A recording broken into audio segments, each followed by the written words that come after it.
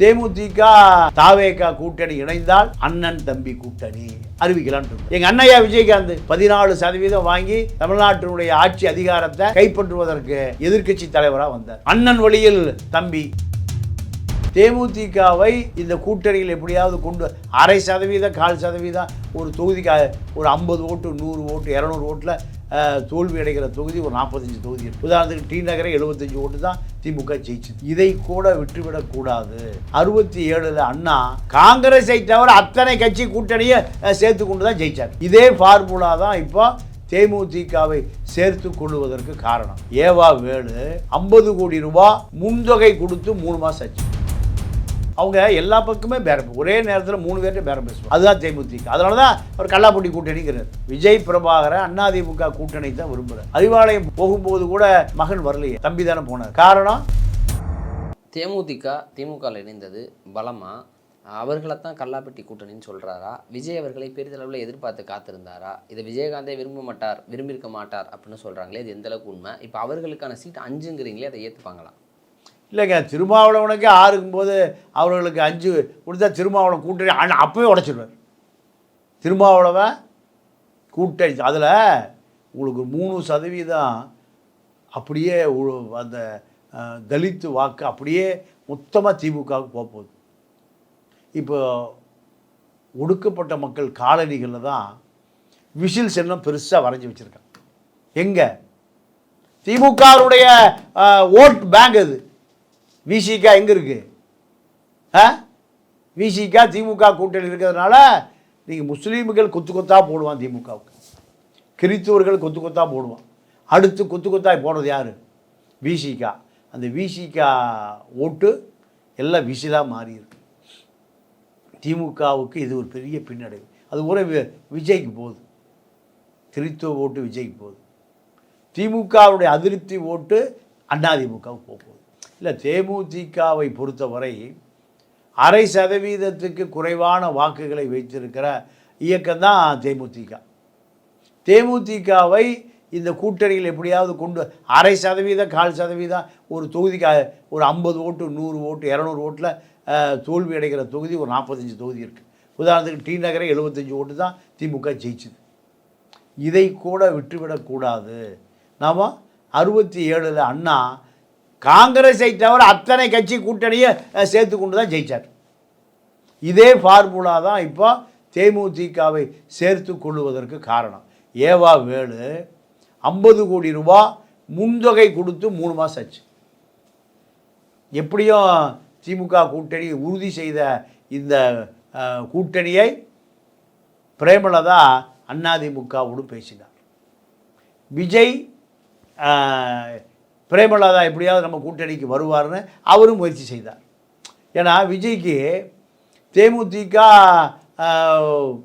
தாவேகா கூட்டணி இணைந்தால் அண்ணன் தம்பி கூட்டணி அறிவிக்கலான் இருந்தார். எங்கள் அண்ணையா விஜயகாந்த் 14% வாங்கி தமிழ்நாட்டினுடைய ஆட்சி அதிகாரத்தை கைப்பற்றுவதற்கு எதிர்க்கட்சி தலைவராக வந்தார். அண்ணன் வழியில் தம்பி, இப்படி ஒரு கனவு இருந்தது. ஆனால் பிரேமலதாவுடைய பேரத்துக்கு விஜய் ஏற்றுக்கொள்ளவில்லை.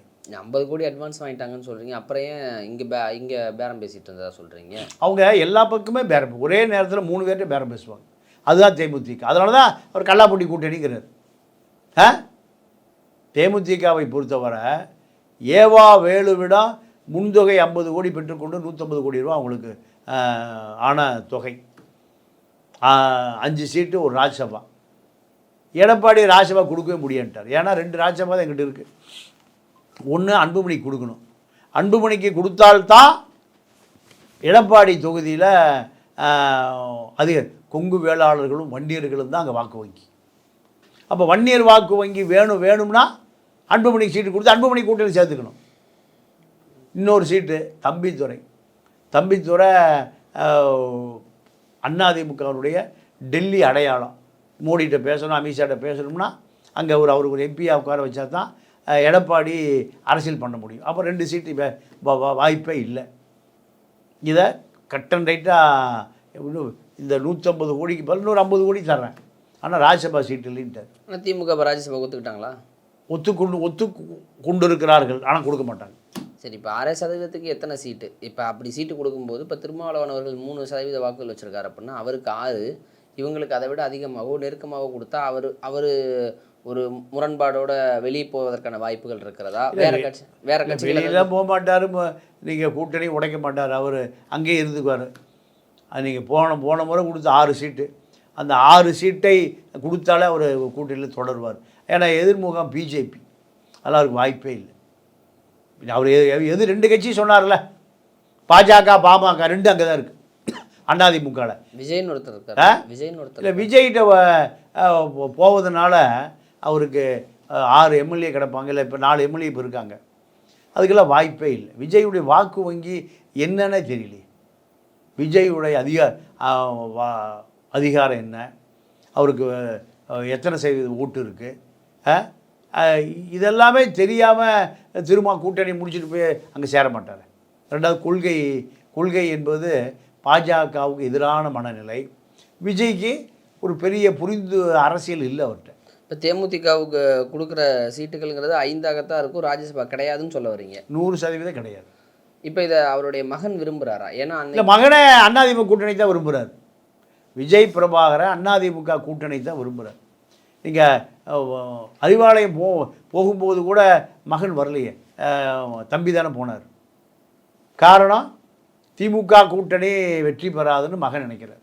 அதிமுக கூட்டணி தான் வெற்றி பெறும், திமுக அதிருப்தி கூட்டணி, திமுக நமக்கு ஒவ்வாத கூட்டணி, திமுக நமக்கு நம்ம தேர்தல் நேரத்தில் சேருகிற போது இருக்கிற மரியாதை சேர்ந்த பிறகு இருக்காது. இதெல்லாம் விஜய் பிரபாகரன் தரப்பு அவங்க அம்மாவுக்குமான ஒரு பெரிய கருத்து மோதல். இந்த கருத்து மோதலில் பிரேமலதா முடிவு தான் ஏவா வேலு கூட்டணி. ஏவா வேலு முன்தொகை கொடுத்த பிறகு அந்த அம்மா அதிமுக பேசுது, பாஜகவில் பேசுது. தெலுங்கு லாபி ஒன்று சேர்ந்தாங்க. ஆமாம், அது தெலுங்கு லாபி தான். சரி, இப்போ விஜயகாந்த் அவர்கள் கருணாநிதி அவர்களை விமர்சித்தார். திமுக விஜயகாந்த் கட்சி அப்படிங்கிறது அன்றைய தினத்தில் வடிவேல் அவர்கள் களமிறக்கப்பட்டு என்ன நடந்ததெல்லாம் தெரியும். இதையெல்லாம் மறந்து கிரவுண்ட் லெவலில் தொண்டர்கள், அந்த மீதி இருக்க தொண்டர்களும் அந்த மனநிலையோடு அந்த கூட்டணியை ஏற்றுக்கிட்டாங்களா? இல்லை, வேறு வழி இல்லை. அதாவது இங்கே தொண்டர்கள் முடிவு பெரிய தாக்கத்தை ஏற்படுத்துவதே இல்லை. நீங்கள் திமுக தலைமை கருணாநிதி முரசொலி மாறன் எதை சொல்லுகிறார்களோ அதான் திமுக தொண்டர்களுடைய கொள்கை. தொண்டர்களுடைய எதிர்ப்பு என்பது எப்போ வந்ததுன்னா, காங்கிரஸும் அதிமுகவும் கூட்டணி வைத்து கொண்ட பொழுது நரசிம்மராவ் கட் அவுட்டு சத்தியமூர்த்தி பவனில் கொளுத்தப்பட்டது. அதுதான் தொண்டர்களுடைய எழுச்சி. திமுகவில் அப்படிலாம் கட்சி விட்டு நீக்கிடுவான். அதிமுகவில் அடிமைகள் கட்சி, திமுக நிரந்தர அடிமைகள் கட்சி. இதில் தொண்டர்கள் உணர்வு ஒன்றுமே இல்லை. அதில் பிரேமலதாவில் கேட்கவே ஆள் இல்லை. பிரேமலதா எதை சொல்லுகிறதோ அதுதான் முடிவு.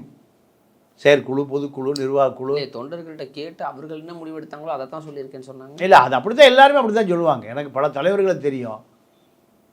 பொதுக்குழு கூட்டம் நடக்கிற பொழுது வீட்டிலேருந்து புறப்படும் போதே பொதுக்குழு தீர்மானத்தை எழுதிட்டு வந்துடுவாங்க. பொதுக்குழு தீர்மானம் என்பது பொதுக்குழு உறுப்பினர்களுடைய கருத்து தான் பொதுக்குழு தீர்மானமாக இருக்கும். ஜெயலலிதாவும் கருணாநிதியும் காலையில் ராஜாத்தி அம்மா இட்லிக்கு சட்னி வைக்கும் போதே பொதுக்குழு தீர்மானத்தை எழுதிடுவார். முரசொலி மாறன் பாதி அடித்து பாதி திருத்தி கொடுத்துருவார். இதுதான் பொதுக்குழு தீர்மானம் என்னென்னு எந்த தொண்டனுக்கும் தெரியாது, பத்திரிகையாளர்களுக்கு தான் தெரியும்.